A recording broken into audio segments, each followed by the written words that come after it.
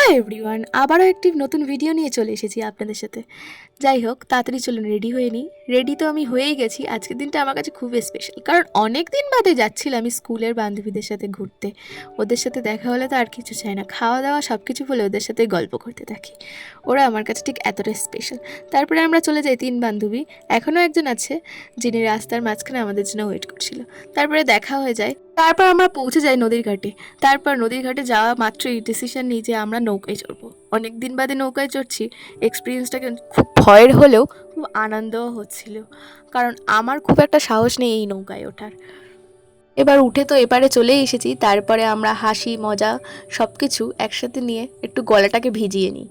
তারপরে আমাদের যা গল্প আর হাসি সব কিছুকে সঙ্গে করে নিয়ে সন্ধেও হয়ে যায়, বাড়ি ফেরার সময় হয়ে যায়। তারপরে ওখান থেকে চলে আসি ফুচকা কাকুর দোকানে। ফুচকাটা খেয়ে নিয়ে তারপরে বাড়ি পথে রওনা দিই। দেন সবাইকে টাটা করে বাড়ি চলে আসি।